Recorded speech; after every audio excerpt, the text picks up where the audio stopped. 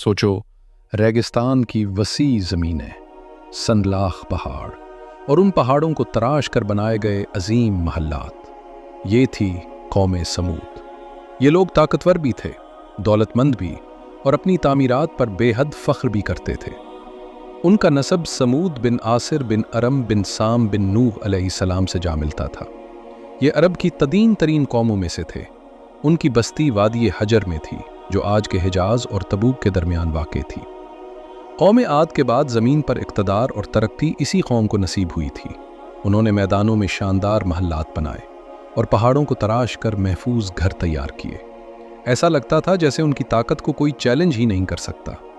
मगर एक चीज़ थी जो उन्हें तबाही की तरफ ले जा रही थी, वो थी शिर्क। ये लोग बुतों की इबादत करते थे, अपने हाथों से पत्थर के बुत बनाते, फिर उन्हीं के सामने झुकते और उन्हीं से मदद मांगते। इसी कौम के अंदर अल्लाह ताला ने अपने एक बंदे को नबी बनाकर भेजा। वो थे हज़रत सालेह अलैहिस्सलाम। उनका नसब यूं बयान किया जाता है: सालेह बिन उबैद बिन नाइह बिन उबैद बिन हाविर बिन समूद बिन आसिर बिन अरम बिन साम बिन नूह अलैहिस्सलाम। हज़रत सालेह अलैहिस्सलाम अपनी कौम के अंदर एक मुअज़्ज़ज़ और काबिल एतमाद शख्सियत थे। लोग उनकी अक्ल, उनकी दयानत और उनकी दानिशमंदी को मानते थे। जब उन्होंने पहली बार अपनी कौम के सामने अल्लाह का पैगाम पेश किया तो वो हैरान रह गए। हज़रत सालेह अलैहिस्सलाम ने फरमाया, ऐ मेरी कौम, अल्लाह की इबादत करो, इसके सिवा तुम्हारा कोई माबूद नहीं।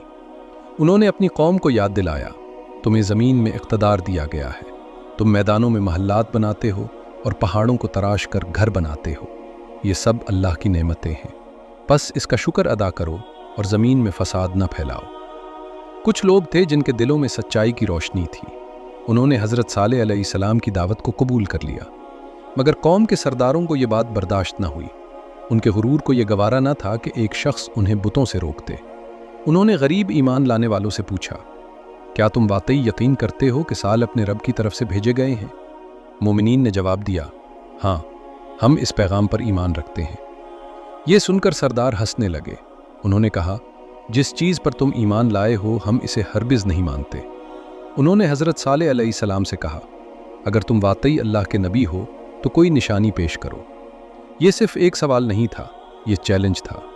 उन्होंने एक बड़ी चट्टान की तरफ इशारा किया और कहा, अगर तुम इस चट्टान से ऐसी ऊँटनी निकाल दो जो हमारी बयान करदा सिफ़ात के मुताबिक हो तो हम ईमान ले आएंगे।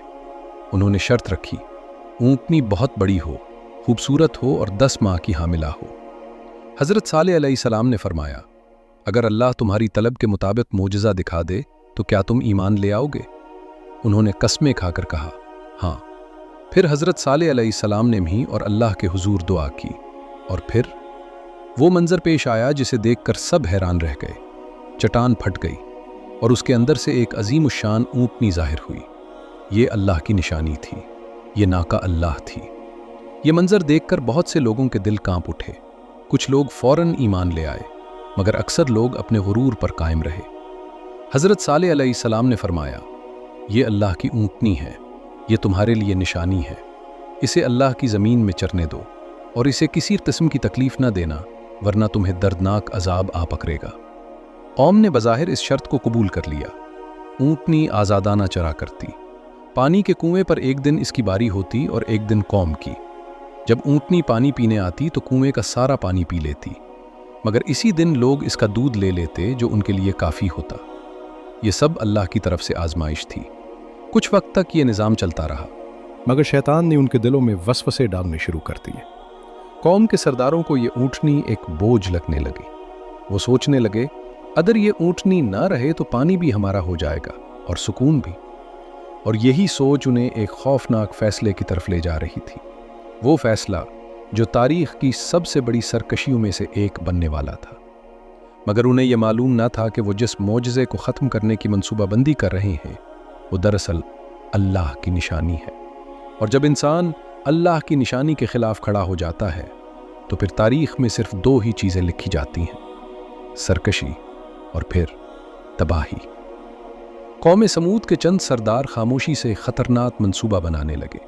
शैतान ने उनके दिलों में यह ख्याल डाल दिया था कि अगर इस ऊँटनी को ख़त्म कर दिया जाए तो सब मसला ख़त्म हो जाएगा। पानी भी उनका, ज़मीन भी उनकी और इक़्तिदार भी हमेशा उनके पास। مگر انہیں کیا خبر تھی کہ اس اونٹنی کے قتل کے ساتھ ہی ان کی تباہی کی گنتی بھی شروع ہو جائے گی۔ تاریخ گواہ ہے، اسی قوم میں سے ایک بدبخت شخص اٹھے گا جو اللہ کی اس نشانی پر وار کرے گا۔ پھر صرف ایک قتل نہیں ہوگا، بلکہ اس کے بعد آئے گا وہ عذاب جس نے پوری قوم کو زمین پر اوندھے منہ گرا دیا تھا۔ مگر وہ خوفناک رات کیسے آئی؟ کس نے اونٹنی کو قتل کیا؟ کون تھیں وہ عورتیں جنہوں نے اس سازش کو ہوا دی؟ اور کیوں حضرت صالح علیہ السلام نے فرمایا تھا اپنے گھروں میں صرف 3 دن فائدہ اٹھا لو؟ ان 3 دنوں میں ایسا کیا ہوا کہ پوری قوم کے چہرے زرد، پھر سرخ اور پھر سیاہ ہو گئے؟ اور پھر وہ لمحہ آیا جب آسمان سے ایک ہولناک چیخ نازل ہوئی اور زمین لرز اٹھی۔ یہ سب کچھ کیا تھا؟ یہی جانیں گے ہم پارٹ 2 میں، اور یقین مانو قوم سمود کا انجام تاریخ کے سب سے خوفناک عذابوں میں سے ایک تھا۔